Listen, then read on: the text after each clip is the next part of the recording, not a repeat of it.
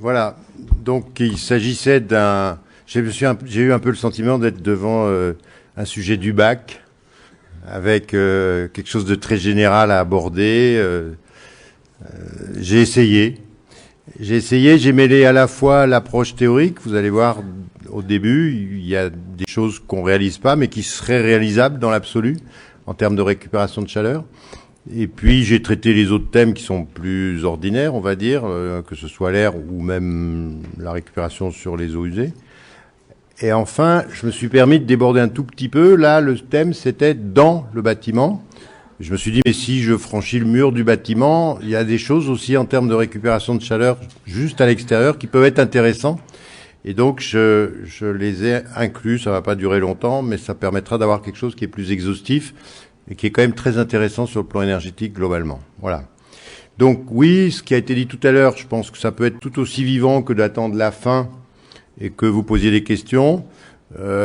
C'est d'intervenir, pas forcément si vous n'avez pas compris, mais si vous n'êtes pas d'accord, tout simplement, ça va créer le débat tout de suite.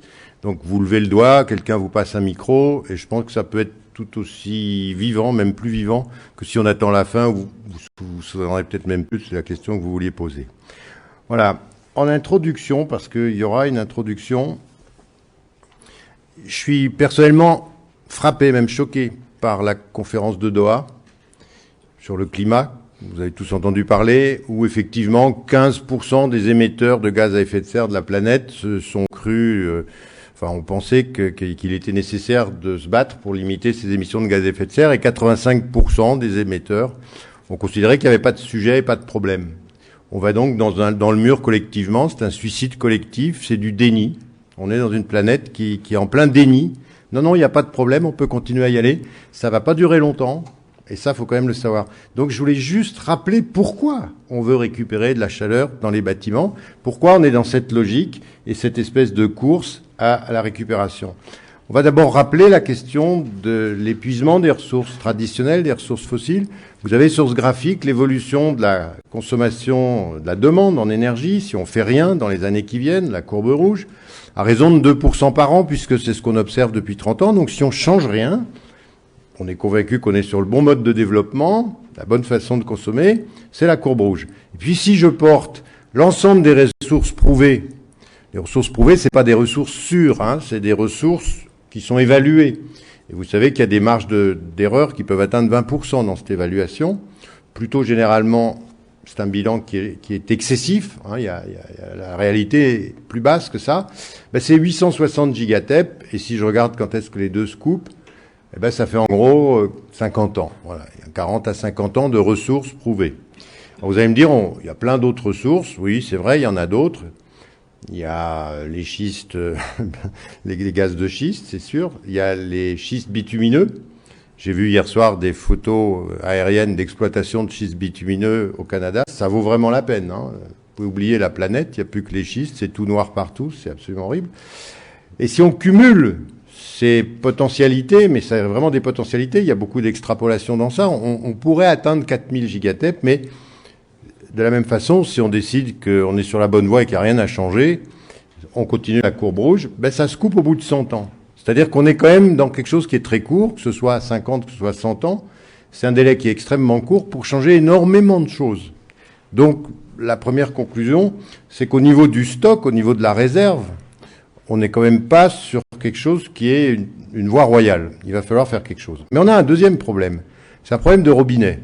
Donc là, on a un stock, il faut le vider. Le problème de robinet, c'est le fameux pic de Hubbert, dont vous avez tous entendu parler, cet américain économiste du milieu du XXe siècle, qui théorise quelque chose que tout le monde connaît à peu près, c'est-à-dire que quand vous exploitez une ressource, quelle qu'elle soit, ça peut être de l'étain, du fer, de la bauxite, du pétrole, le pétrole de la mer du Nord en l'occurrence, vous exploitez chaque année un petit peu plus, vous extrayez un petit peu plus de pétrole, vous passez non par un pic, mais plutôt par un plateau, et puis au-delà de ça, quoi que vous fassiez, les quantités extraites chaque année diminuent.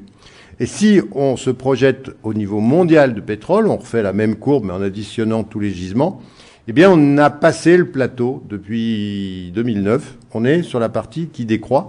Ça veut dire que l'offre énergétique, l'offre de pétrole, aujourd'hui, elle diminue, alors que la demande augmente. Donc, à partir de ce moment-là, le marché connaît qu'une seule chose. Il il réagit en augmentant le prix. C'est ce qu'on observe déjà depuis un petit moment. Et ça, c'est une donnée qui est intangible. Quoi que fassent les gouvernements quand ils jouent sur les réserves stratégiques pour vouloir stabiliser le prix de l'énergie, etc., ils ne peuvent pas lutter devant un phénomène qui est aussi important que celui-ci. Le prix augmentera maintenant, ça ne peut plus changer, à moins que nos économies se cassent la figure et que la demande, effectivement, se réduise. Mais on n'en est quand même pas là. Donc, quand je vous dis que ce pic est passé, que le plateau est passé, c'est le Premier ministre de la France qui l'a déclaré à l'Assemblée nationale en nous disant en 2011 que c'était en 2009 qu'on a passé ce cap. Deuxième élément important qui doit conditionner notre action, c'est la question évidemment du changement climatique. Vous avez ici ce graphique que vous connaissez tous, dans lequel on voit l'évolution de la température sur Terre depuis 1000 ans. C'est relativement stable.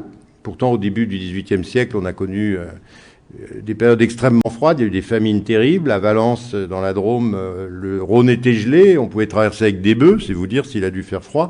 Ça se voit même pas sur ce graphique. Cette période-là, ça se voit à peine. Puis vous arrivez dans le XXIe siècle, et c'est une véritable explosion de la température sur Terre. 4, 5, 6, 8 degrés, on n'en sait rien.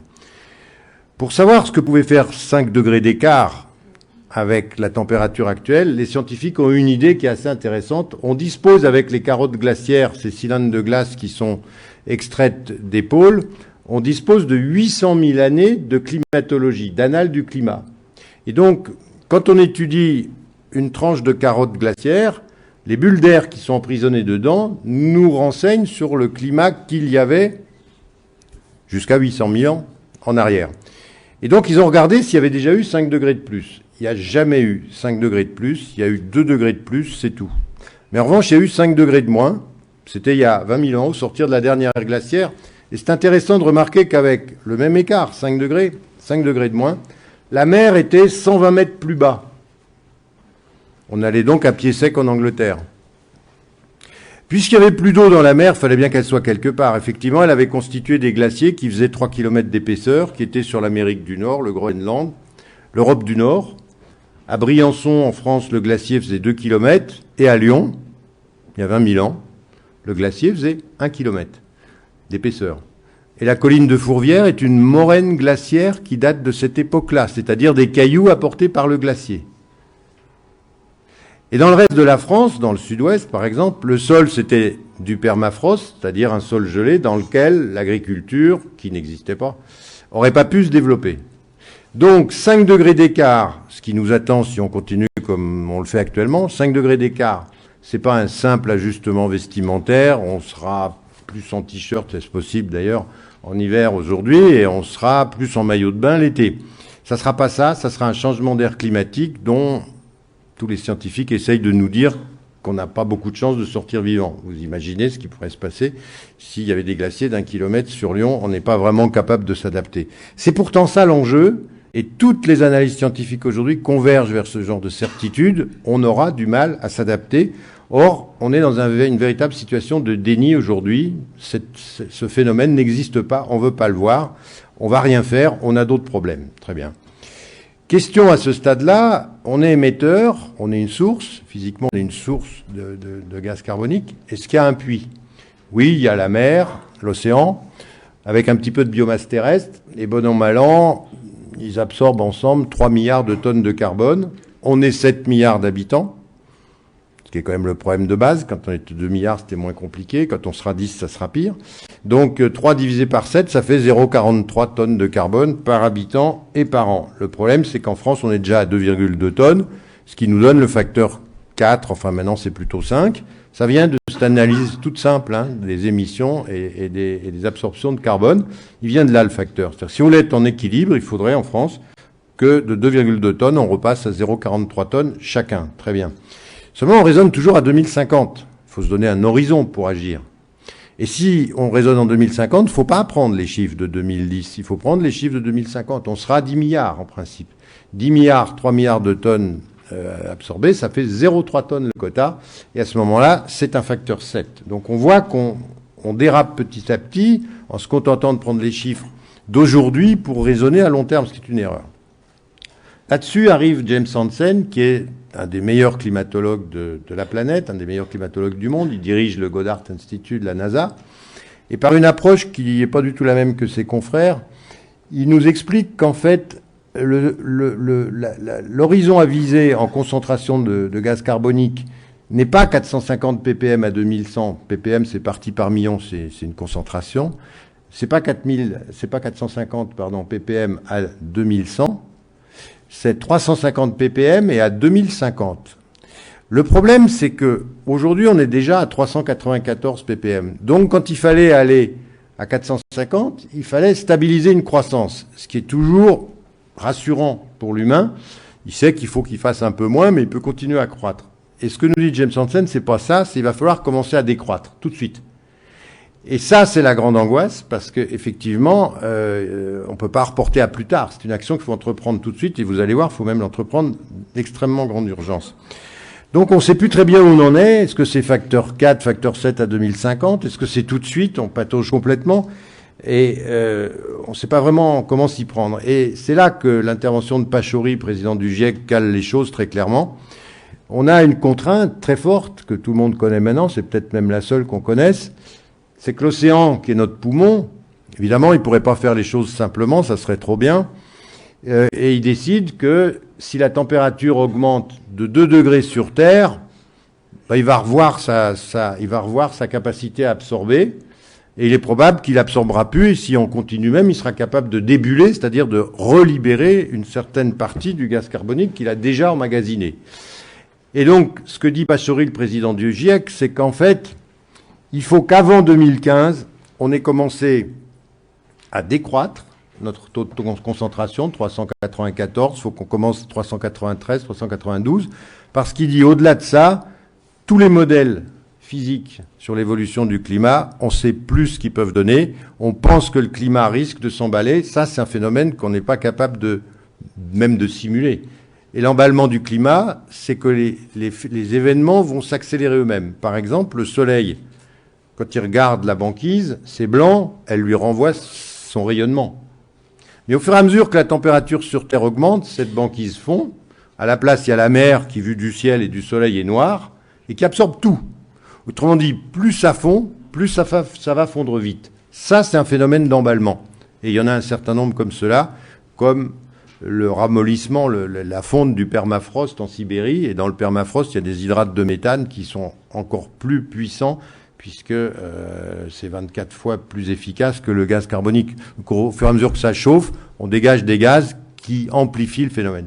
Donc on est dans une situation d'urgence sans trop s'en rendre compte. On est tous en train de négocier tranquillement, alors qu'on n'a plus beaucoup de temps pour agir. Voilà.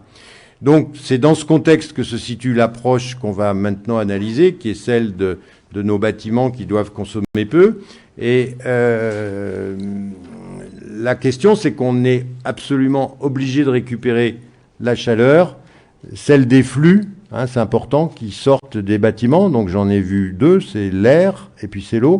Et puis j'ai voulu aborder la question des flux ou de l'énergie qui se retrouve à l'extérieur des bâtiments et pas loin derrière, c'est-à-dire les rivières, le sol, l'air, etc., les rejets thermiques. La question de la récupération de chaleur, elle est vite confrontée à un problème de niveau de température, la température de la chaleur qu'on veut récupérer. Et ça, c'est fondamental. Et c'est un problème de base.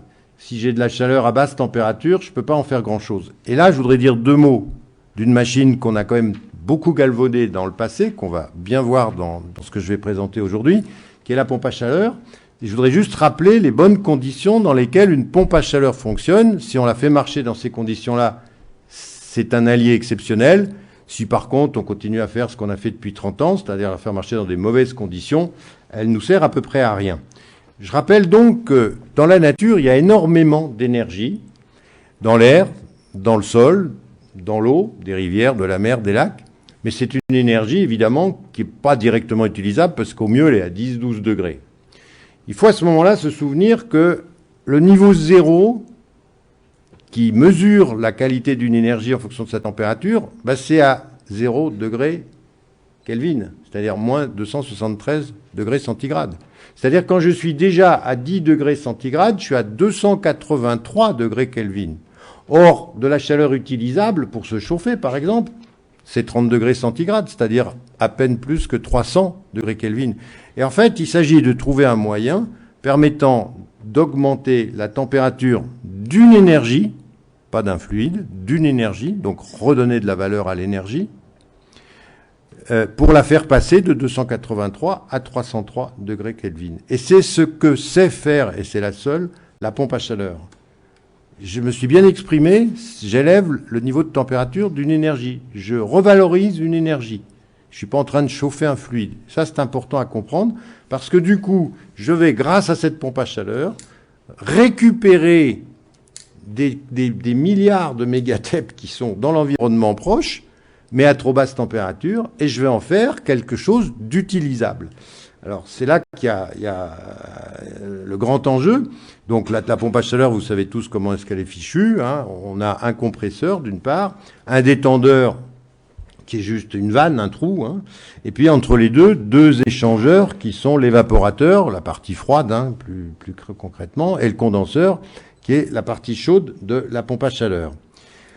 La chose qu'il faut avoir à l'esprit, c'est ce qui est sur ce graphique.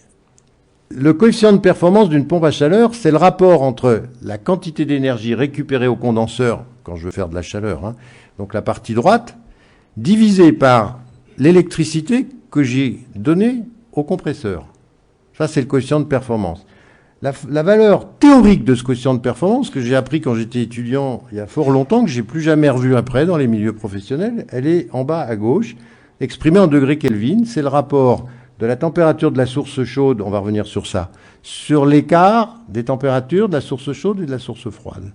La température de la source chaude, en première approximation, c'est pas tout à fait vrai, mais c'est quasiment ça, c'est la température de l'émission de chaleur, du radiateur ou du plancher chauffant, complètement à droite. Et puis la température de la source froide, c'est la température du milieu où vous allez chercher l'énergie à l'extérieur. Le sol, 10 degrés par exemple. Exprimer tout ça en degrés Kelvin. Donc le numérateur, on s'en fiche, c'est 300 à peu près, mais on voit très bien que ce qui est très intéressant, c'est ce qui est au dénominateur. C'est-à-dire que si je rapproche les températures des sources chaudes et froides, si je vais chercher dehors l'énergie à la température la plus élevée possible, c'est-à-dire plutôt 10 degrés que 0 degré, et si de l'autre côté, intelligemment, je travaille sur la température de l'émission de chaleur, c'est-à-dire que je produis de la chaleur dans un plancher chauffant à 30 degrés plutôt que dans des radiateurs à 70 degrés, on voit tout l'impact que ça va avoir sur le coefficient de performance. Je prends un exemple numérique tout simple. Je vais prendre de l'air dans un premier temps à 0 degré pour faire de l'eau chaude à 65 degrés dans des radiateurs. L'écart de température au dénominateur, c'est 65. Peu importe ce qu'il y a au numérateur. Maintenant, je vais chercher de l'énergie dans le sol à 12 degrés.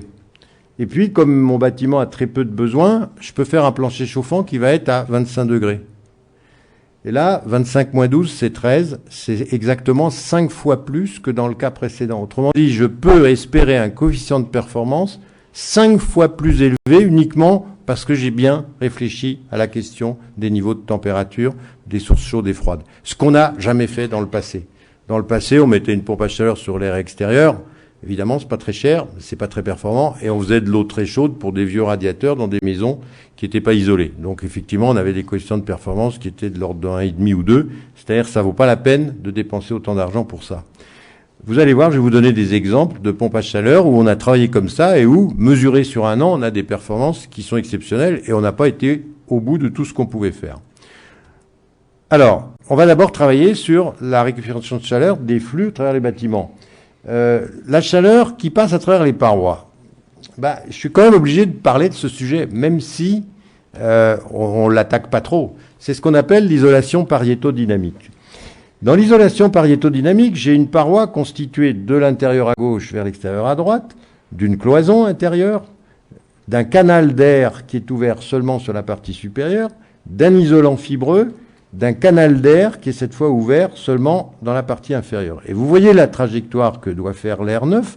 Il passe par la partie inférieure, puis traverse tout mon isolant fibreux, qui est par ailleurs le siège de la fuite de chaleur, c'est-à-dire que c'est là que la chaleur est en train de ficher le camp, et cet isolant cherche à freiner cette chaleur. Eh bien, l'air que je suis en train de faire passer pour le réintroduire dans le canal arrière récupère la chaleur, donc il s'échauffe, récupère cette chaleur qui était en train de ficher le camp et la réinjecte à l'intérieur du bâtiment. C'est pas nouveau, ça fait longtemps qu'on connaît cette technique, elle pose quand même un certain nombre de difficultés concrètes pour être mise en œuvre, vous les imaginez toutes très très très bien. On peut pas aujourd'hui, dans la situation où on est, faire comme s'il n'existait pas. Peut-être qu'un jour, quelqu'un trouvera un moyen relativement simple et peu coûteux de la mettre en œuvre dans un bâtiment. Et à ce moment-là, on peut avoir des bâtiments qui n'ont plus du tout de consommation, de besoin de chauffage. Puisqu'avec les apports gratuits par le soleil, on compensera le petit peu qui peut encore filer par les parois opaques. Donc c'est quelque chose que je signale. C'est plus un thème de recherche qu'autre chose. Il existe des fenêtres pariétodynamiques. Je crois que j'en parle. Oui? Non? Qui ont été développées par Pasio, qui est un ingénieur conseil en région parisienne. Et ces fenêtres pariétodynamiques, je ne sais pas si elles sont toujours construites, mais c'est quand même quelque chose de très intéressant. Elles avaient des coefficients U équivalents extrêmement faibles, du genre 0,10 ou 0,15. Donc c'est quelque chose qu'on ne peut pas éliminer. Ça, c'est le premier élément. Ensuite, la question du renouvellement d'air. Alors là, tout le monde en a entendu parler. Quel est l'enjeu? L'enjeu, je le montre sur ces différents graphiques où je vise 50 kWh de consommation de chauffage. C'est à peu près le BBC, même si 50 dans le calcul réglementaire, c'est pour 5 usages. Si vous arrivez déjà à faire pour 50 pour le chauffage, ça sera très bien. Physiquement, j'entends. Et dans ces cas-là, on a 35 kWh qui sont constitués par les pertes par les parois. C'est déjà pas mal. Et le reste, c'est la ventilation. Donc, à gauche, j'ai une ventilation simple flux, autoréglable, 0,6 volumeur, ce qu'on faisait dans les années 80-90 de façon assez courante. Vous voyez que c'est pas la peine de viser 50 kWh avec un système comme celui-là. Si je récupère pas la chaleur de l'air extrait, je n'y arriverai jamais. Deuxième solution, l'hygro réglable, j'ai envie de dire version théorique.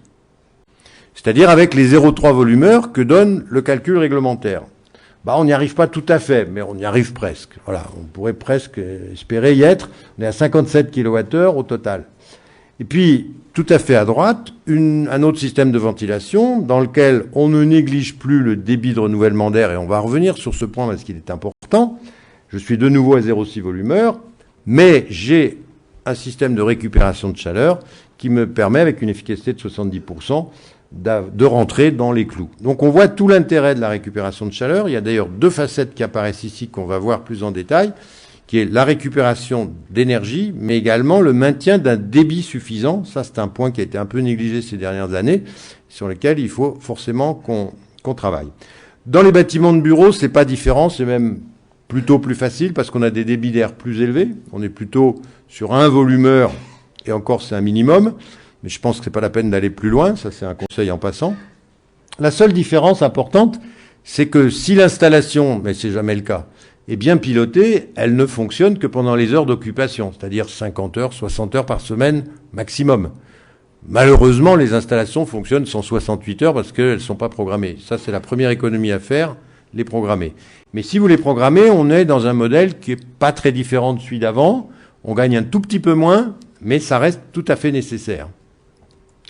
Enfin, on a les bâtiments scolaires, et alors là, c'est le jackpot, parce que dans les bâtiments scolaires, la contrainte, c'est 15 mètres cubes par heure et par élève jusqu'en troisième, les collèges, et puis c'est 18 au-delà, et comme il y a 30 élèves par classe, en gros, on a 3 volumes par heure de renouvellement d'air, et là, si vous récupérez pas la chaleur, vous ferez jamais de bâtiment scolaire performant. Le problème, c'est que les exploitants, je vais pas les viser, les exploitants de bâtiments scolaires et universitaires, veulent pas mettre d'installation double flux.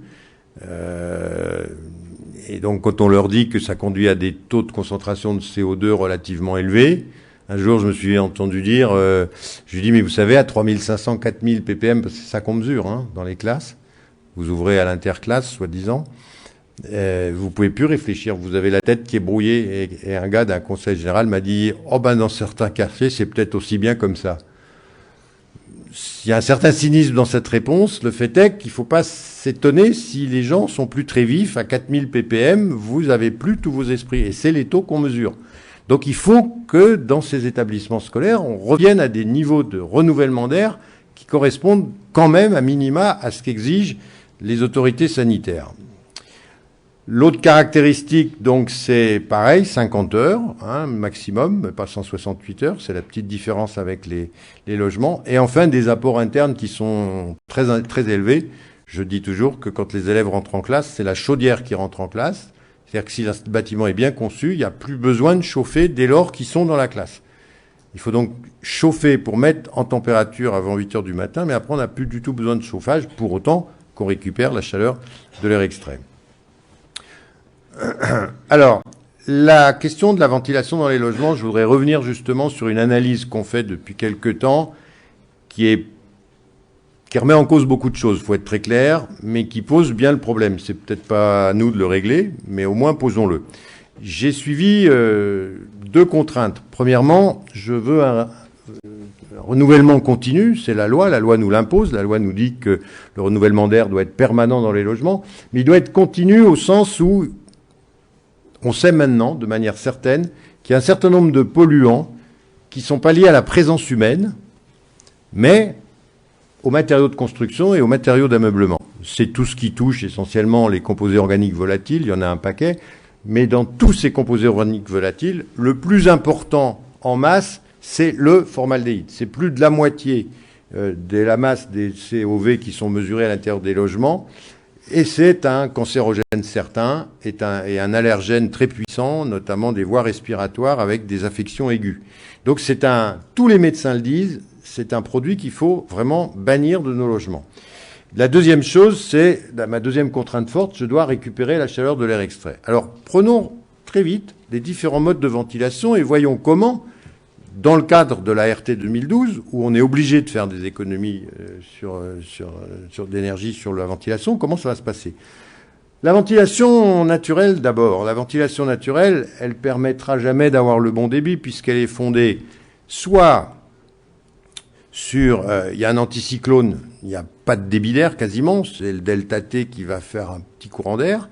Soit il y a une tempête et on a 20 volumeurs. Donc le problème de la ventilation naturelle, c'est qu'il n'y aura jamais le bon débit au bon moment. Donc on est obligé de l'assister, c'est-à-dire de lui mettre un ventilateur. Mais ça s'appelle pas ventilation mécanique. J'ai toujours pas très bien compris pourquoi. Ça revient un peu à la même chose. Ça veut dire que seule, si on l'assiste pas, elle n'est pas capable de fournir le service dont on a besoin, qui est une ventilation à un débit continu, permanent, 24 heures sur 24, et une valeur soutenue, du genre 0,5, 0,6 volumeurs, comme on va le voir tout à l'heure. La deuxième chose, c'est qu'elle n'est pas capable de récupérer, on ne sait pas récupérer la chaleur sur l'air extrait en ventilation naturelle. Il y a bien le système anglais ABZ, mais ceux qui l'ont vu savent que c'est pas franchement exportable en France, avec le grand schtroumpf sur la toiture. Ça va poser des problèmes d'intégration, et on peut pas dire qu'avec la ventilation naturelle, on peut récupérer la chaleur de l'air extrait. Pour ces 2 raisons-là, je pense que malgré son caractère séduisant, son coût réduit, c'est un système qu'il faut proscrire, je le dis comme je le pense, des installations de demain en RT 2012. Je rappelle juste qu'on voit réapparaître les moisissures dans les bâtiments. On fait des bâtiments qui sont étanches à l'air, et donc tout défaut dans le renouvellement d'air va se payer cash. Avant, les infiltrations d'air nous permettaient justement de passer au travers de ça. Ça compensait. Maintenant, il n'y a plus rien qui compense. Donc, il faut qu'on soit extrêmement vigilant et excellent sur les ventilations contrôlées qu'on va mettre en œuvre. Petite analyse maintenant sur les 2 polluants importants, le CO2 et le formaldéhyde. Tout ça pour essayer d'avoir des débits d'air. Si je m'intéresse au CO2 et à la concentration de 1000 ppm, en fait, c'est plus que ce qui est écrit là, 0,5 volumeurs. J'ai refait ce calcul. Les ppm, en fait, c'est référé à la masse. Et je l'avais fait au volume, là. Et ça change tout. C'est qu'en gros, pour une personne, il faut 40 mètres cubes par heure de renouvellement d'air. Si je veux maintenir 1000 ppm. Alors, il y a une tolérance qui dit, vous pouvez aller jusqu'à 1300 ppm dans les locaux non fumeurs. Ça fait descendre le débit à 26,5 mètres cubes par heure. C'est-à-dire, quand on donne 30 mètres cubes par heure, on est tout juste bon. Et ça, c'est en présence des gens. On peut penser que 26,5 mètres cubes par heure, on les a. Passons sur ça. On arrive à la question du formaldéhyde, qui est la vraie saloperie sur laquelle on n'a pas trop travaillé. Personne ne sait qu'il existe des concentrations maximales à respecter. Ces concentrations, elles ont été fixées par le Haut Conseil supérieur à la santé publique, qui nous a dit, qui dit, c'est des textes, vous devez respecter, qui le respecte, 50 microgrammes par mètre cube de formaldéhyde. Ça parle évidemment pas. Et ils nous disent, mais ça c'est rien, ils ont dit ça en 2009, ça c'est rien, dans 10 ans, donc en 2019, ça sera 10 microgrammes par mètre cube. Quand on a vu ça, on s'est dit, mais qu'est-ce qu'il faudrait comme renouvellement d'air pour arriver à maintenir, si je veux respecter la loi, parce que c'est la loi, mine de rien, qu'est-ce qu'il faudrait comme renouvellement d'air? On n'a pas trouvé de mesures sur les émissions de formaldéhyde dans les logements en France. Il y a un professeur Allard qui travaille là-dessus à La Rochelle, mais il n'avait pas encore de mesures. Bon, on a cherché dans le monde entier, puis on est tombé à Berkeley, à l'université de Berkeley, on a trouvé des éléments. Et à partir de ces éléments, on s'est aperçu que pour maintenir 50 microgrammes, il fallait assurer 0,6 volumeur en permanence, puisque le formaldéhyde se libère pas seulement quand vous êtes là. Il se libère en permanence. 0,6 volumeur en permanence. Vous voyez ce que ça signifie? Toutes les ventilations qui fonctionnent par intermittence, toutes les ventilations qui fonctionnent par réduction de débit, c'est le cas de l'hygroréglable, n'amènent pas un taux de concentration acceptable en formaldéhyde. C'est ça que ça signifie. Et si je pousse plus loin maintenant, en 2019, ça veut dire quoi? Si je change toujours rien dans les modes de construction, les matériaux que j'utilise pour la construction et l'ameublement, eh ben c'est 3 volumeurs. C'est même plus la peine d'imaginer faire des bâtiments performants dans ce contexte-là. Ça veut dire qu'on est obligé, en même temps qu'on va ramener les 0,6 volumeurs, faire de la récupération de chaleur, on est aussi obligé, c'est une parenthèse, de travailler sur la qualité des matériaux et des matériaux de construction et d'ameublement. Il faut que dans les 10 ans qui viennent, le formaldéhyde ait disparu des cols, des vernis, des peintures. Il est même dans le papier neuf, enfin il est partout. Donc ça, là, il y a du travail, il va falloir faire le ménage. Donc pour moi, la première conclusion, et je vais prendre discussion avec tous ceux qui travaillent sur l'hygroréglable, c'est que l'hygroréglable ne répond plus à ce cahier des charges-là. C'est très compréhensible. L'hygroréglable, il a été inventé en 1982 par Aldès. C'est une idée géniale. En 1982, c'était génial. Pourquoi? Parce que la seule pollution, c'était l'humain qui l'introduisait par sa présence. Quand il n'était pas là, il n'y avait pas besoin. On ne savait pas qu'il y avait des dégagements permanents de polluants. Il n'y a pas que le formaldéhyde, il y en a beaucoup d'autres. Et simplement, aujourd'hui, il faut faire cette analyse. Est-ce à moi de la faire? J'en sais rien. J'ai porté ça sur le débat public il y a déjà 2 ans. Et je pense qu'il faut qu'on avance collectivement sur ce sujet-là. Alors, la nouveauté, c'est ce que donne réellement l'hygroréglable sur le terrain. Vous avez là des courbes qui sont toutes récentes, puisqu'elles émanent de la campagne de mesure qu'on vient tout juste de terminer sur le projet européen Concerto de la Confluence. Vous avez ici 14 caissons de ventilation mesurés pendant 1 an. Et là, on a recréé la courbe de charge de débit moyen sur une journée. Donc, ça va de 0 à 24 heures. Et on a exprimé les débits en fonction du volume. Il y a, 10 logements, par exemple. On a référé le débit qu'on mesure au volume qui est des logements. Ça nous donne donc des volumes par heure, ce qui est très intéressant. On voit beaucoup de choses sur ce graphique. Alors, d'abord, la mesure, elle a été faite par des croix de mesure. Donc des bourrées de tubes de pitot, donc on a quelque chose qui est assez juste, qui est mesuré en amont du caisson, sur la toiture, dans des tronçons bien rectilignes, donc on a une mesure qui est assez propre. On observe des débits qui commencent à 0,5, en gros 0,5, 0,52 volumes par heure, et ça va même jusqu'à 0,68 volumes par heure. Ça, c'est la première surprise. Donc on n'est pas du tout dans les 0,3 volumeurs pour lesquels tous les calculs réglementaires nous placent. Autrement dit, on ne fait pas l'économie escomptée. Deuxième chose, la variation de débit au cours de la journée, qui est censée pouvoir varier beaucoup, puisqu'il a même fallu faire en 1983 et publier des arrêtés qui disaient non, il ne faut pas descendre trop bas, il y a un minimum à respecter, on risque pas de taper dans le minimum. On a des variations extrêmement faibles du débit. Quelles sont les explications de ça? On a tenté, mais c'est pas facile, de faire des mesures de débit aux bouches. On peut pas laisser chez les gens pendant 1 an des gros systèmes de mesure. Ça semble pas idiot. Les débits qu'on extrairait dans les logements, mais il aurait fallu en faire beaucoup plus et plus longtemps, semblent cohérents avec les débits qu'on doit extraire. Par contre, ce dont on s'est aperçu, et là on est tous remis en cause et lourdement, c'est que les réseaux de ventilation fuient d'une manière qui est incroyable. Vous partez avec 1 mètre cubeur à une bouche et au ventilateur, il y en a 2. Tout le long, vous avez derrière la bouche, ça commence, chaque emboîtement, ça commence, chaque piquage, ça continue, plus les trappes de visite pas toujours remises, plus les caissons qui fuient eux-mêmes, mais on les a même pas mesurés, ceux-là. Donc on est très mauvais en France sur l'étanchéité à l'air des réseaux, ce qui pose d'énormes problèmes pour toutes nos installations. Ça sera pareil en double flux. C'est rédhibitoire pour l'hydro. La bouche hydro se ferme plus ou moins et l'air compense par toutes les entrées qui lui sont offertes à côté. Donc là, c'est pas l'hydro en soi qui va être mis en cause, c'est la manière dont les réseaux sont faits. Et du coup, on s'est intéressé à ce qui se passait ailleurs en Europe et on découvre que les Suédois, vous connaissez en France, c'est classe A, B, C. A, c'est le moins bon, mais c'est déjà pas mal. La plupart des réseaux sont même pas en classe A. B, c'est 3 fois meilleur. C, 3 fois meilleur encore. Mais il existe D que les Suédois font couramment, qui est 3 fois meilleur encore. Et il y a même une classe E qu'on a découvert en Finlande, qu'ils arrivent aussi à faire. Mais nous, on n'arrive pas à rentrer en classe A. Donc, voilà, on a tout à apprendre. C'est un vrai chantier. Je vous parle de ça ici, parce que c'est pas la peine de parler de récupération de chaleur si on n'a pas maîtrisé cette question de l'étanchéité des réseaux. Alors, la première leçon, c'est oui, mais du coup, l'hydro réglable tel qu'on le fait aujourd'hui, sur le plan sanitaire, c'est bon. Parce que l'air qui est là, c'est quand même de l'air qui est passé par le bâtiment. Les infiltrations, elles se font à l'intérieur du bâtiment. Il y en a un petit peu en haut sur la terrasse, mais c'est pas là qu'il y a la majeure partie. C'est-à-dire que l'hydro réglable a un taux de renouvellement d'air suffisant dans les logements. Mais c'était pas son but, puisqu'il était là pour faire des économies. Donc il fait pas les économies sur le plan thermique. Il en fait pas non plus sur le plan électrique, puisqu'il finalement, il brasse 2 fois trop de débit d'air. Donc ça, c'est une première leçon qui est assez intéressante.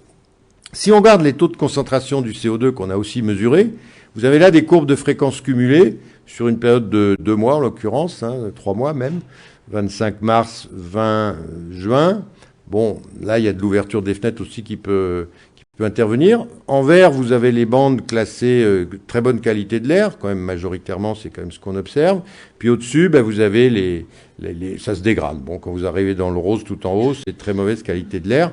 On voit qu'on a quand même des dépassements pour certains qui peuvent être de 15%, 15% qui rentrent en dehors de la zone de qualité de l'air. Ici, vous avez le double flux. Alors, c'est amusant parce que soit le double flux marche, c'est le cas. Ici, vous avez deux types de locaux. C'est du bureau. L'open space. Et puis, vous avez un bureau de 2 personnes. Le bureau de 2 personnes est très mauvais. C'est-à-dire que l'installation marche pas pour lui. Par contre, l'open space où il y a du monde, on a une très bonne qualité d'air. Donc là, on a avec le double flux un bon débit, une récupération de chaleur et ça fonctionne. Mais vous voyez que le double flux, potentiellement, nous permet d'atteindre le résultat. Mais s'il est mis en œuvre mal, ce qui est malheureusement souvent le cas, ça donne rien d'intéressant. Même sur la qualité de l'air, on n'a pas le débit suffisant. Donc ça aussi, c'est mesuré sur la ZAC de la confluence ici. Alors, voilà pour l'air. Après, on va revenir sur les problèmes qu'on a rencontrés concrètement en campagne de mesure sur ces différents types d'installations. La chaleur des eaux usées. Alors là, c'est la même logique. Vous avez en arrière-plan le graphique qui vous montre la consommation, je suis dans les logements uniquement, la consommation d'énergie liée à l'eau chaude sanitaire, moyenne en France, 38 kWh par mètre carré par an. Lorsque vous isolez bien, parce qu'on s'aperçoit aussi d'une chose en campagne de mesure, c'est que quand vous consommez 100 kWh d'énergie pour faire de l'eau chaude, en gros, il y en a 25 qui coulent au robinet. Tout le reste, c'est perdu avant. Ou dans la distribution, enfin là où vous voulez, mais c'est perdu. Et quand vous prenez conscience de ça, vous vous dites, mais alors sur l'eau chaude, on pourrait vraiment progresser. Et on peut vraiment progresser, sauf qu'on ne s'est pas beaucoup intéressé à ce sujet. Première des choses, c'est donc effectivement d'améliorer la production, de calorifuger les échangeurs, les tubes, les vannes, tout ce que vous voulez, les pompes, les corps de pompe, tout ça, faut le... Et puis, la boucle en collectif, qui est une véritable calamité. Vous perdez, en gros, 1 kWh de chaleur pour un distribué au robinet, vous en perdez un dans la boucle. C'est impressionnant, les boucles. Faut surtout plus isoler les boucles avec 11 mm d'isolant, comme on le voit encore. Faut doper l'isolant sur les boucles, supprimer les ponts thermiques. Et là, vous allez tomber à des 20-24 kWh par mètre carré par an. Et puis, si vous utilisez, non, c'est en plus en utilisant les limiteurs de débit, c'est-à-dire les petits systèmes qui sont là-bas à droite. C'est pas des mousseurs, c'est des limiteurs calibrés de débit. Vous décidez que c'est 4 litres minute, 6 litres minute, ce que vous voulez. Les douchettes à économie d'eau. C'est là que vous allez arriver dans la zone 20-24 kWh. Et puis si vous avez des capteurs solaires, vous pouvez espérer encore gagner 6-7 kWh par mètre carré par an. La meilleure opération qu'on ait faite, c'est à Grenoble, Zac de Beaune. On est à 12 kWh par mètre carré par an. Donc il y a des marges de progression qui sont assez importantes. Et du coup, parce que ça coûte pas très cher, hein, du coup, ça pose un problème, c'est celui de la récupération de chaleur, in fine, sur l'eau qui coule, vous allez voir. Donc voilà le bilan du bâtiment le plus performant qu'on ait jamais fait. Et pourtant, quand vous regardez, le rendement, c'est 45%. Entre ce qui a coulé au robinet, je vous laisserai regarder ça, puisqu'il y a à la fois les pourcentages des pertes tout le long, et puis il y a le nombre de kilowattheures par mètre carré auquel ça correspond. Vous voyez qu'il coule seulement 9 kilowattheures par mètre carré par an au robinet, c'est-à-dire rien par rapport à ce qu'il y a à l'autre bout, c'est-à-dire 38 au niveau national. Donc la question qui se pose, c'est si je récupère, dans ce cas ici, 50% de la chaleur qui coule au robinet par un dispositif qu'on va voir tout à l'heure, ça représente 4 kWh et demi. Si je suis mauvais tout le long et que à l'autre bout, là j'ai réussi à être à 14 kWh, mais si j'ai par exemple 30 kWh, vous imaginez bien que malgré mon rendement de récupération de 50%, les 4 kWh auxquels j'arrive pèsent absolument pas dans la chaîne. Et là, on bute sur cette question des niveaux de température de la chaleur qu'on veut récupérer. Et on va voir que l'échangeur statique, pour l'eau chaude sanitaire, c'est pas forcément la bonne solution. Alors, ce qu'on peut retenir effectivement, pour la chaleur migrant à travers les parois, c'est plutôt du domaine de la recherche. Il n'y a pas grand-chose à en attendre dans l'immédiat. La chaleur de l'air extrait, c'est toujours intéressant et ça va même être une obligation, donc il faut s'y mettre. L'hydro, on verra comment l'hydro peut évoluer, mais à mon avis, du fait des trop faibles débits d'air, il risque de plus passer la rampe. Il faudra donc qu'on trouve un moyen de récupérer la chaleur sur l'air extrait si on veut en plus respecter toutes les normes sanitaires qui nous sont imposées. Et enfin, sur les eaux grises, le problème qui se pose, c'est que le niveau de température est trop bas, donc on aura des taux de récupération pas très élevés qui vont se référer à des consommations en amont qui sont, elles, très élevées parce qu'il y a beaucoup de pertes dans la chaîne. Et finalement, ça ne sera pas très intéressant. On peut déjà faire l'analyse maintenant et vous allez la voir dans l'exemple mesuré que je vais vous présenter après. Et je vous incite sur l'eau chaude, avant tout, à travailler sur les éléments d'efficacité et de sobriété. Sobriété par les réducteurs de débit, qui donnent le bon service aux gens, ils sont tout à fait contents, sauf qu'ils coulent 2-3 fois moins d'eau. Et efficacité, c'est-à-dire isolation de l'ensemble des conduits. Alors, les techniques de récupération de chaleur sur l'air extrait, les systèmes centralisés. Donc là, vous connaissez la mécanique du double flux. Donc je reviens cette fois sur comment on les met en œuvre techniquement, hein.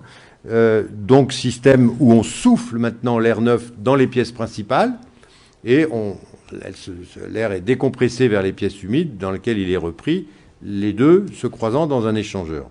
Alors, au titre des avantages, évidemment, il y a l'économie d'énergie, avec une efficacité dont je vous recommande de ne pas prendre celle donnée par les constructeurs qui dépasse 90%. Soyez prudents.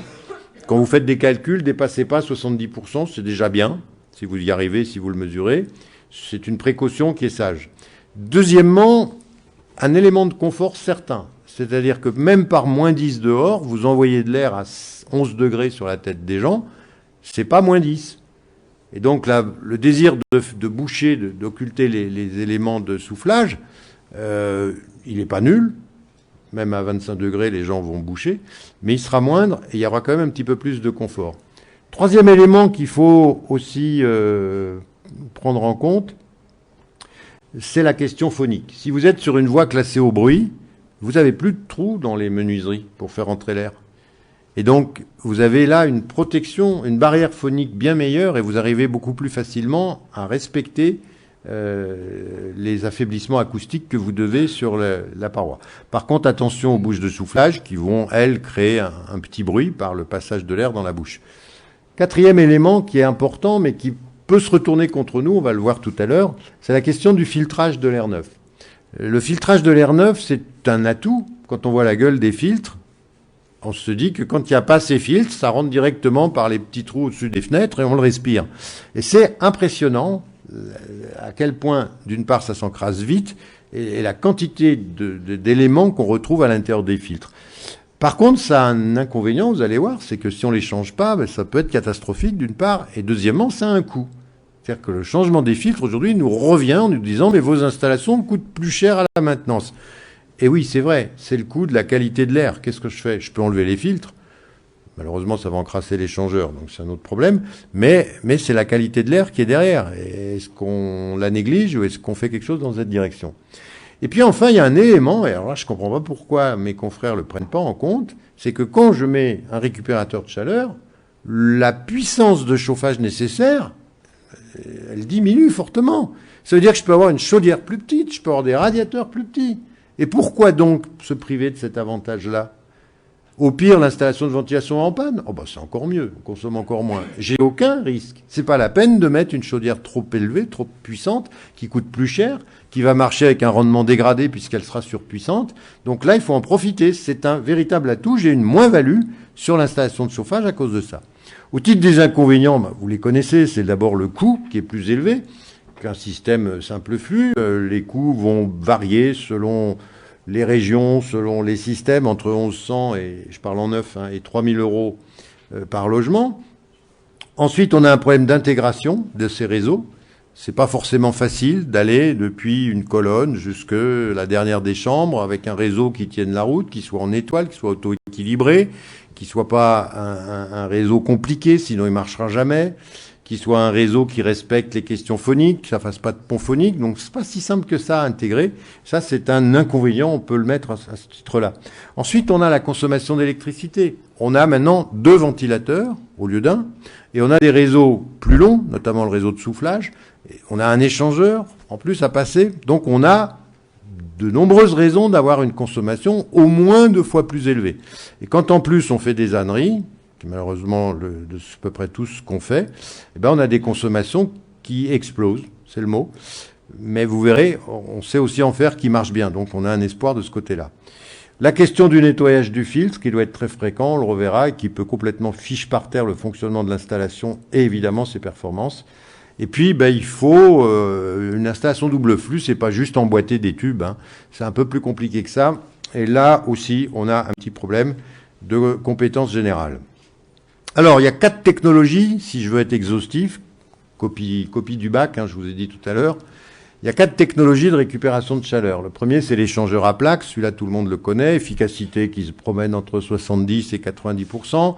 On a des circuits étanches, donc on n'a pas de risque de court-circuitage et de retour de l'air extrait dans le circuit d'air neuf.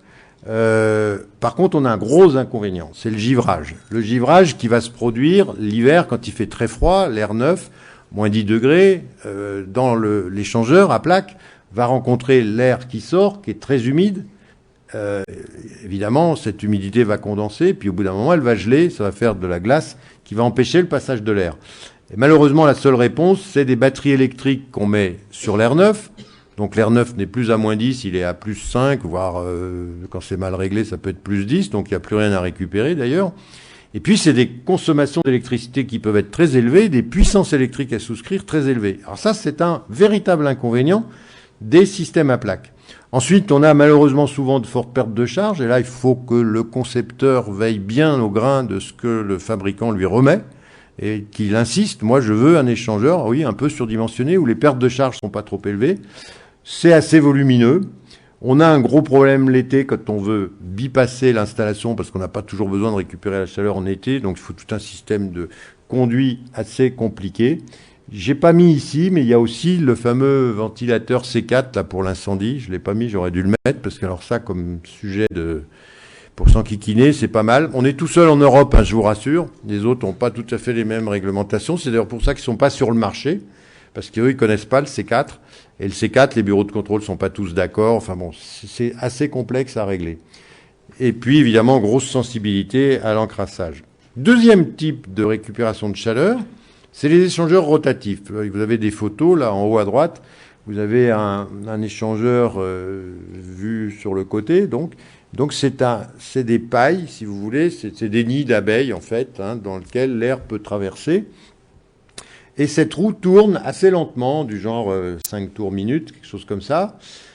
Et en passant dans le flux d'air extrait, chaud, toute la tôle se réchauffe, puis comme elle tourne doucement, évidemment, elle bascule ensuite dans le courant d'air froid qu'elle va réchauffer.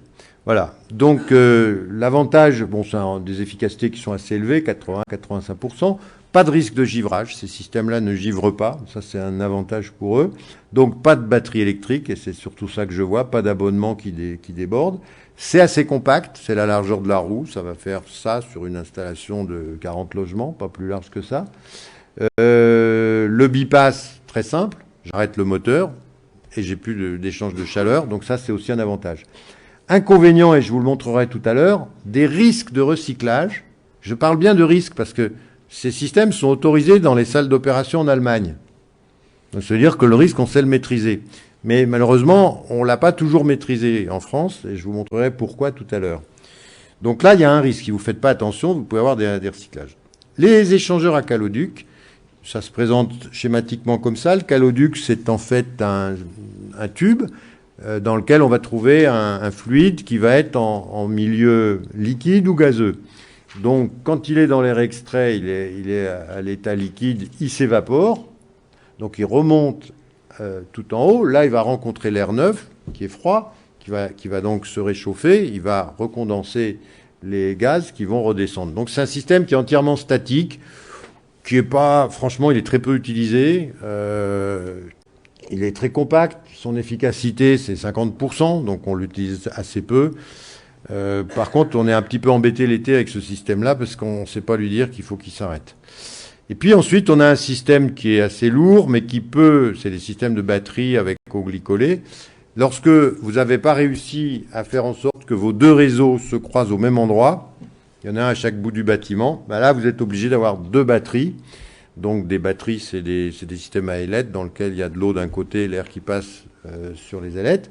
Donc deux batteries, une pompe et puis de l'eau glycolée entre les deux. Mais là, on a une efficacité qui ne dépasse pas 45%.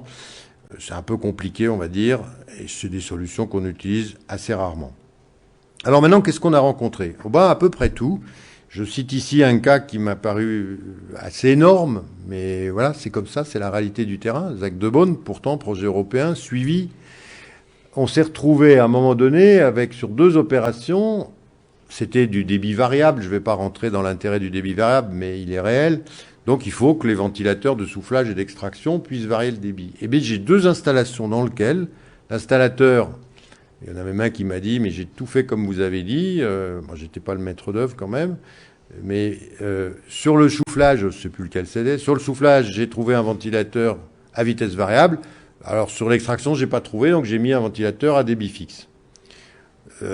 Ça en dit long sur comment chacun conçoit le fonctionnement d'une ventilation de double flux. Comment est-ce que d'un côté, je peux faire varier un débit au soufflage ou à l'extraction, et de l'autre, j'ai un débit fixe. Évidemment que ça peut pas marcher, mais ça ne choque pas chez nous, et c'est là où on est quand même remis en cause. Mais tous, enfin, depuis la conception jusqu'aux entreprises, je veux dire que là, il faut vraiment qu'on travaille sur ce point-là. Parce que ça, c'est une véritable catastrophe.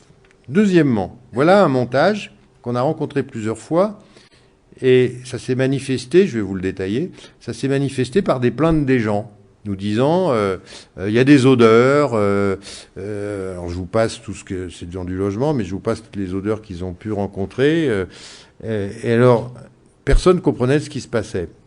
En fait, si on analyse bien, vous avez ici le fameux ventilateur C4 qui est tout en haut à droite.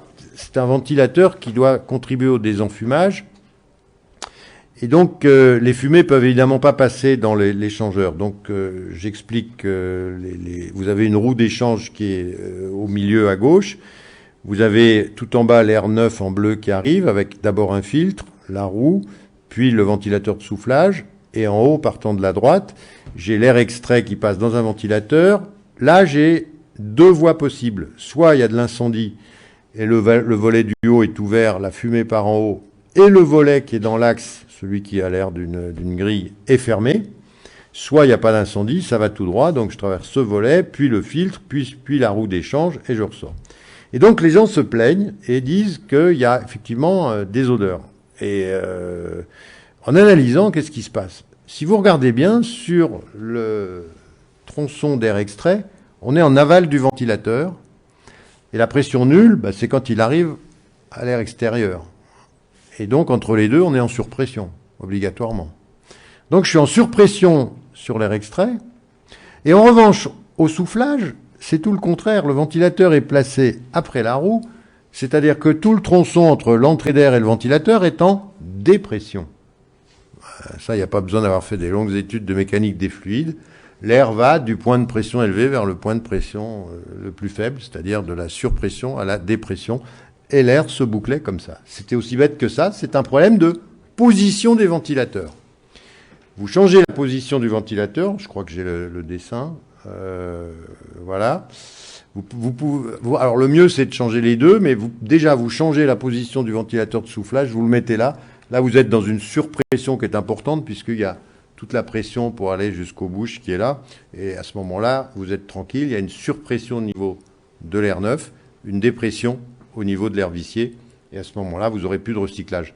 Ça a été fait sur une des opérations où ça a été permuté et le problème a été réglé. Alors, je vous le signale parce que, comme source d'ennui, c'est quelque chose. Parce que les gens se plaignent, personne... Il y a un expert qui est venu, il y a 2 experts qui sont venus. Ça aussi, c'est pas mal. Premier expert, il a dit, il y a des odeurs, filtre à charbon. Tous les 15 jours, il faut changer le filtre à charbon, ça coûte extrêmement cher. Donc, ce n'était pas la solution. Deuxième expert, il a fait tous les logements un matin de bonne heure pour essayer de repérer les odeurs et voir de quel logement ça pouvait venir. Il a bien voulu m'écouter, je lui ai expliqué, histoire des pressions, je pense que vous avez tous compris, et j'ai entendu, j'y crois pas. Je croyais pas être à l'église. J'y crois pas. Et c'est dans ce bâtiment qu'on a changé les ventilateurs et que ça remarche. Mais bon, les experts, bonjour. Alors, ici, on a encore une variante. C'est sur une autre opération où pendant 1 an, on a fonctionné avec que des volets fermés sur l'extraction. Là, évidemment, l'incendie était fermé, mais le volet qui suivait aussi. Et plusieurs fois, on est intervenu, ça a été remis en route. Dès qu'il y avait une coupure de courant, la situation nominale, c'était que tout se refermait. Donc l'entreprise ne comprenait pas ce qui se passait. Je veux dire, c'est ça la réalité du terrain. Hein. Et vous savez comment on s'en est aperçu? C'est que les gens, l'été, nous ont dit qu'il fait vraiment très chaud dans les logements. Donc là, on s'est mobilisé, on a fini par trouver qu'est-ce qui était la cause. C'était un problème de... Voilà, c'est aussi bête que ça, ce qui fait que ça ne marche pas. Ici, c'est une autre variante. Vous avez, sur une année, le ventilateur de soufflage, ça c'est toute la campagne de mesure pendant 1 an. Donc vous voyez le ventilateur d'extraction qui a marché. Puis le ventilateur de soufflage, il a démarré le dernier mois. C'est pas la peine, ça marche pas non plus une installation comme celle-là. Donc ça demande quand même du soin quand vous mettez en œuvre. Il faut quand même aller jusqu'au bout. Ça, c'est des choses courantes. Hein. Ici, c'est une petite variante. Vous avez fait des dépenses, vous avez mis un échangeur, un double flux, c'est lourd, c'est compliqué. Et puis, nous, on s'en est aperçu du problème uniquement en analysant les données. C'est le graphique de gauche, où vous avez la température extérieure en rouge en bas. Vous avez la température qui sort des logements en bleu. Puis on mesure en violet la température à l'entrée de du caisson de récupération. Et on voit 10 degrés parfois en moins. Et on se dit, il y a un problème. On monte sur la terrasse et puis vous avez à droite le problème. Les réseaux n'ont pas été isolés. C'était prévu, l'entreprise l'a juste oublié, donc elle est revenue. Mais là, c'est même plus la peine, vous récupérez rien. Donc si vous n'avez pas été au bout de votre démarche, vous avez dépensé beaucoup d'argent, mais vous calorifugez pas les tubes, les conduits, c'est sûr que ça marche pas. Ici, c'est l'échec des consommations d'électricité. Je parle d'échec, c'est la ZAC de Beaune à Grenoble, mais c'est la même chose hein, sur Confluence, peut-être même pire parfois, avec des valeurs qui sont pas bonnes, mais qu'on a parfaitement compris et analysé. Mais l'espoir, c'est le petit au bout à droite, qui est un bâtiment à Bron, qu'on a fait, mais je reconnais très franchement qu'on ne savait pas pourquoi il consommait peu. Bon, on a été revoir. Effectivement, il y a très peu de perte de charge. Alors, la consommation d'électricité, c'est le produit de la perte de charge par le débit divisé par le rendement. Donc, un réseau qui va consommer peu, c'est un réseau sur lequel on aura fait des efforts pour que les pertes de charge soient limitées. Un réseau qui ne fuit pas, où les débits sont juste les débits dominos, et un réseau dans lequel on aura choisi le bon motoventilateur, et on sera au sommet de la colline de rendement et pas au pied de la colline de rendement. Il y a un rapport de 1 à 3 dans le rendement du motoventilateur. Donc vous voyez qu'on a tous les moyens maintenant, en travaillant mieux à la conception des installations, de revenir à des consommations de 3 kWh, 4 kWh d'électricité par mètre carré par an.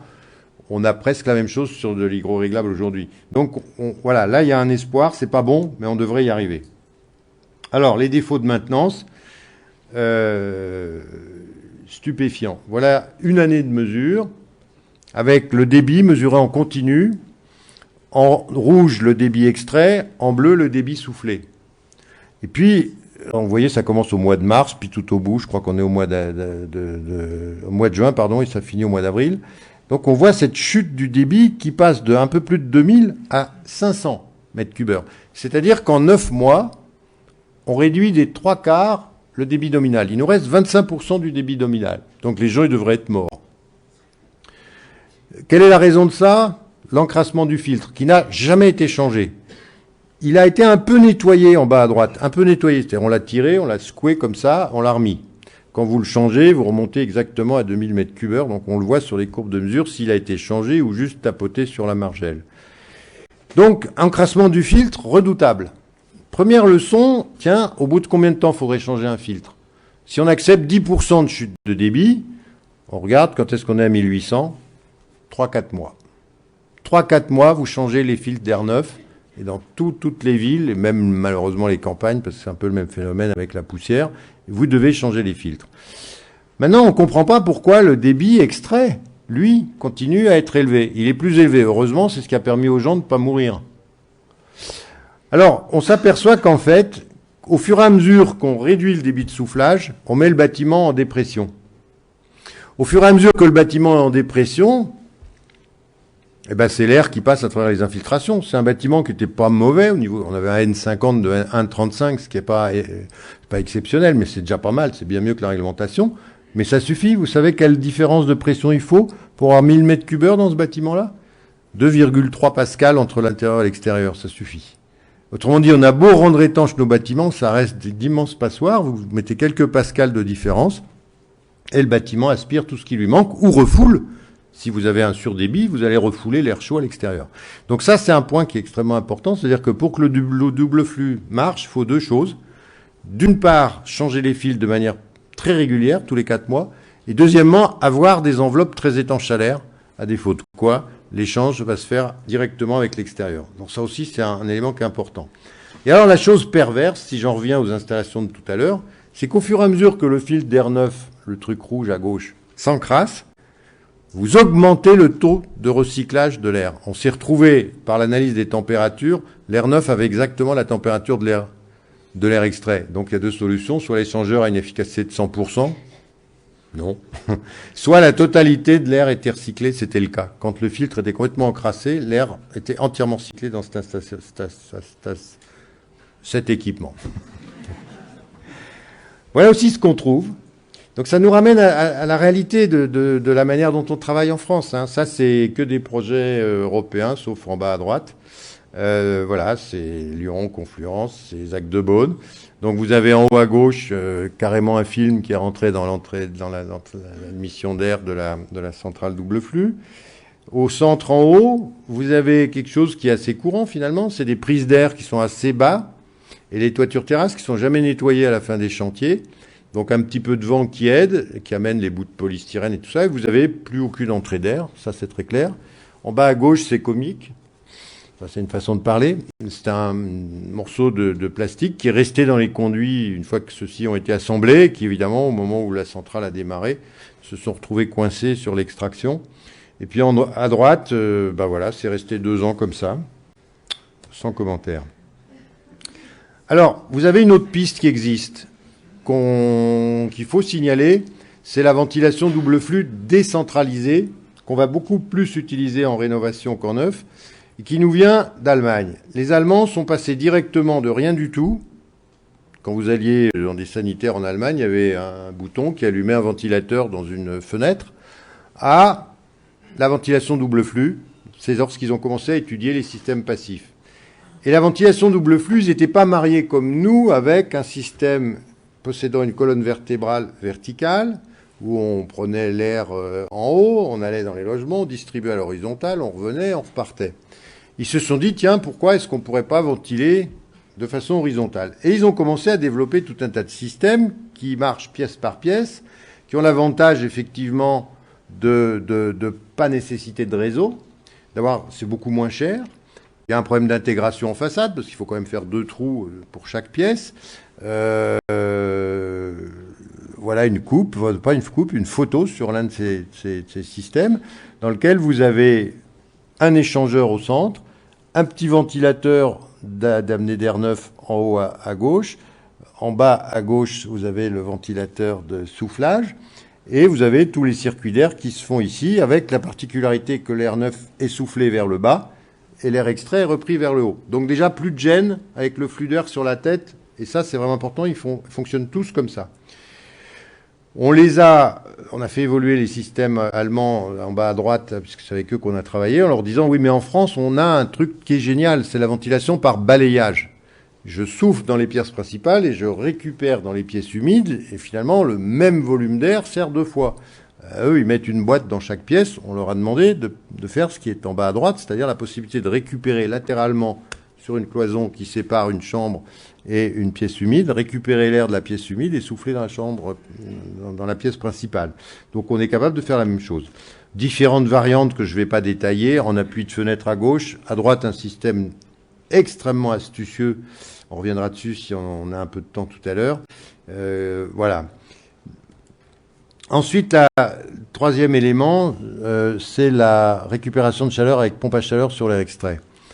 Parce que il n'y a pas que le double flux avec un échangeur à plaques. Récupérer la chaleur de l'air extrait, il y a 1000 façons de le faire. Et une des façons, c'est d'aller placer l'évaporateur, c'est le schéma de droite là-bas, d'aller placer un évaporateur sur l'air extrait, refroidir cet air et le ressortir à 0 degré, même s'il faut, et avec cette chaleur, alors faire quoi? C'est là que c'est intéressant. On a 2 possibilités. Ce qui s'est développé depuis quelques années, depuis même le milieu des années 80, c'est faire de l'eau chaude sanitaire, mais tout de suite, en fonction de ce que je vous ai dit tout à l'heure, les histoires de niveau de température, vous comprenez tout de suite que ça peut pas être très bon. L'eau chaude sanitaire, c'est 60 degrés, avec de l'air qui va être à 20 degrés. On voit qu'il y a un écart qui est un petit peu grand. Et de fait, vous avez un petit encart là-haut qui montre que l'enquête du caustique, la mesure qu'a fait le caustique, donne des résultats qui sont pas bons. Les COP de ces systèmes sont entre 1,8 et 1,9 aujourd'hui. Il faut qu'ils s'améliorent. Ça, c'est la première chose. La deuxième chose, qui est beaucoup plus astucieuse, c'est d'utiliser cette chaleur pour chauffer. Et là, vous avez un exemple qui est intéressant parce qu'il a été fait sur la ZAC de la Confluence dans l'Île-aux-Oie. C'est un projet qui a été c'était phare. Il y avait des planchers chauffants. Et l'idée, ça a été de se dire, mais dans le fond, j'ai un ennui l'été, j'ai trop chaud. Il faut que je rafraîchisse, donc il faut que j'extrais de la chaleur. Et en même temps, j'ai un besoin, c'est faire de l'eau chaude sanitaire.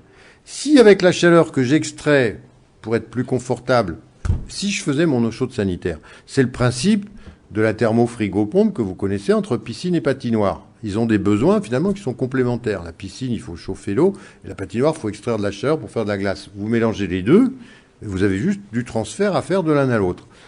C'est ce qui s'est fait là, avec des résultats qui sont assez intéressants. Je crois que je les donne tout à l'heure. Autrement dit, l'été, je refroidis le plancher, je fais l'eau chaude avec. Et l'hiver, c'est là que je récupère la chaleur de l'air extrait. C'est l'hiver que c'est intéressant, la chaleur de l'air extrait. Et je fais pareil mon chauffage avec ça. Je réinjecte dans le plancher. Donc le plancher, il sert l'été pas l'été. L'été, il sert à refroidir et l'hiver, il sert à chauffer. Et à chaque fois, je vais travailler sur l'air. Voilà la machine. Enfin, il y en a 10 qui sont comme ça. Le système hydraulique est un petit peu compliqué. Regardez seulement les performances en bas à droite, issues de la campagne de mesure. On a donc, dans le plancher, on a un COP de 3,19, mais c'est des protos. Faut pas les considérer. On fera encore mieux. Enfin, ils feront encore mieux les fabricants de ça. C'est la première année, voilà, 3,19, c'est quand même bien. Et puis l'été, on a atteint des COP de 3,79. Et si on raisonne thermo, frigo, pompe, c'est un peu, en supposant qu'il aurait fallu dépenser de l'énergie pour faire de l'eau chaude et dépenser de l'énergie pour faire du froid, on a un COP équivalent de 7,4. Donc c'est des solutions très intéressantes. C'est Billon, comment il s'appelle? C'est Nater. Billon Nater à Valence, à Porte-les-Valences, qui a développé ce système-là. Voilà. Donc là, c'est intéressant. C'est des solutions auxquelles vous pouvez réfléchir. C'est un proto, mais je pense que ça va se développer. Voilà. Alors, la question de la récupération maintenant sur les eaux grises, donc l'eau chaude sanitaire. Vous avez un premier système très simple que tout le monde connaît, qui vient du Canada, dans lequel vous mettez sur l'évacuation des eaux usées un échangeur, tout bête, avec un tube qui s'entoure autour d'un autre. Et tout ça vous alimente votre douche en passant par le chauffe-eau. On voit tout de suite que l'intérêt de ce système, il n'existe que si vous fonctionnez en circuit ouvert. C'est-à-dire que quand vous faites votre douche, l'eau repart, vous n'avez pas fermé la bonde de la baignoire, par exemple. Si vous prenez un bain, vous comprenez que ça marche plus. Et en haut, à droite, on a un collaborateur qui avait mis ça chez lui, il a truffé ça de mesureurs. C'est pas terrible, on va dire ça comme ça.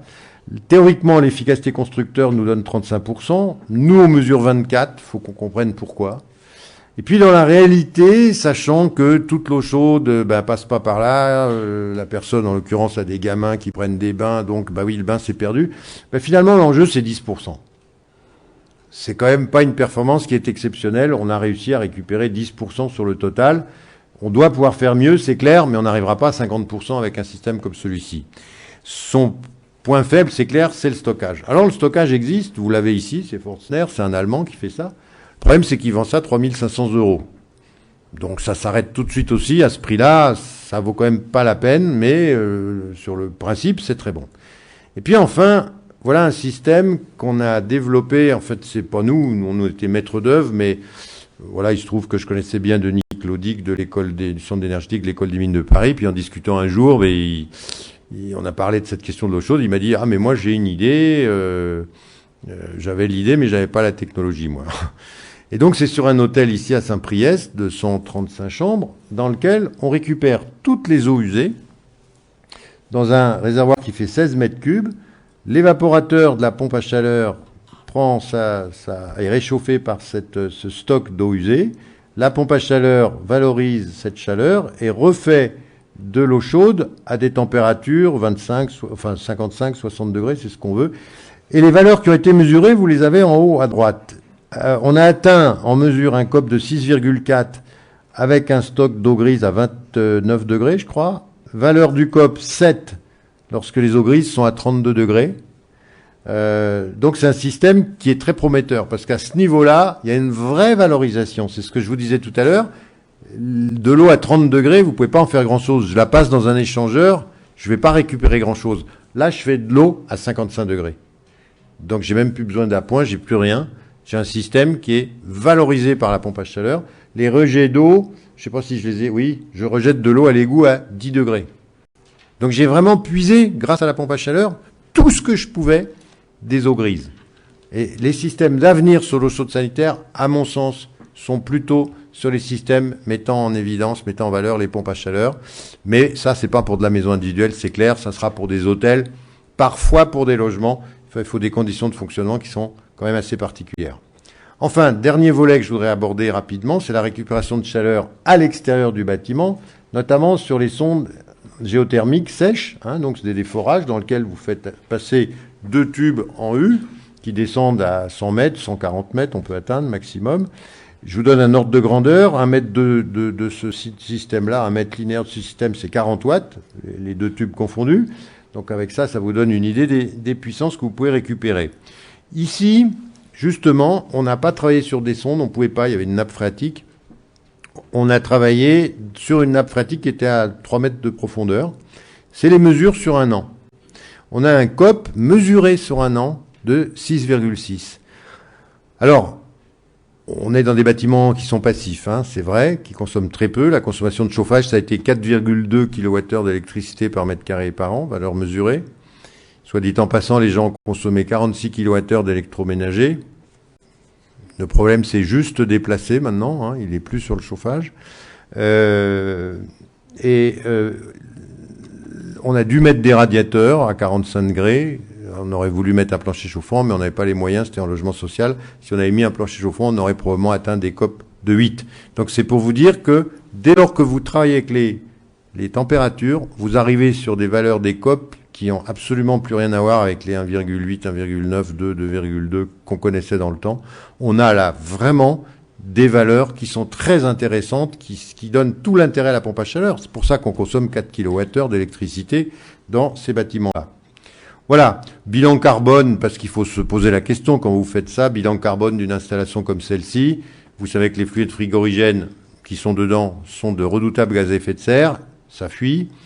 Bien, quand vous faites le bilan carbone avec un COP de seulement 5, vous voyez que comparé à une pompe, à une chaudière à condensation, vous avez 15 fois moins de gaz à effet de serre si vous produisez vous-même le courant, donc c'est un courant qui est plutôt propre, et vous avez encore 5 fois moins de gaz à effet de serre si vous achetez votre courant pour vous chauffer. C'est pas du courant qui est très propre, c'est la raison pour laquelle ça se dégrade un petit peu, mais c'est dans tous les cas beaucoup plus intéressant d'utiliser une pompe à chaleur qu'une chaudière à gaz, même à condensation. C'est le grand paradoxe, mais il fallait le vérifier.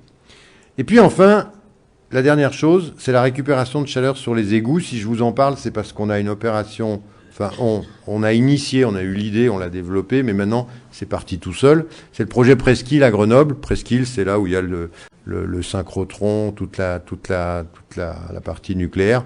Vous savez que c'est un quartier qui est en pleine transformation à Grenoble, dans lequel il y aura plus de 2500 logements qui vont être construits, des centaines de milliers de mètres carrés de tertiaire. Et l'idée qu'on a développée, c'est celle d'une boucle d'eau tiède. Ça fait un peu idiot dit comme ça, mais c'est une boucle d'eau tiède quand même. C'est une boucle qui était censée récupérer toutes les chaleurs, les rejets thermiques. On a quand même un réacteur nucléaire qui renvoie 54 mégawatts dans le DRAC. On s'était dit on pourrait le récupérer. C'est pas si simple que ça d'aller récupérer la chaleur d'un réacteur nucléaire parce que sécurité, etc. Mais enfin bref. Et donc c'était ensuite des forages, et puis des forages, c'est devenu les égouts. On a un collecteur énorme à Grenoble qui sort de la ville avec tout ce qui sort de la ville au même endroit. Donc on a des dizaines de mètres cubeurs, et de ces dizaines de mètres cubeurs, on tire une ressource colossale, puisqu'on va chauffer pratiquement tout ce quartier avec les égouts. Mais c'est pas toujours le cas. Vous n'avez pas toujours un collecteur aussi important avec ce débit-là, des eaux à température constante, 15 degrés, pour faire l'hiver, via une pompe à chaleur, de l'eau à 30 degrés dans le réseau urbain.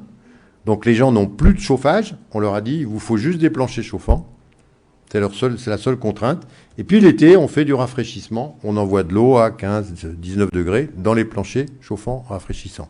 Voilà. Donc ça aussi, c'est une opération qui est intéressante parce que c'est à très grande échelle de la récupération de chaleur qui est perdue, qui file.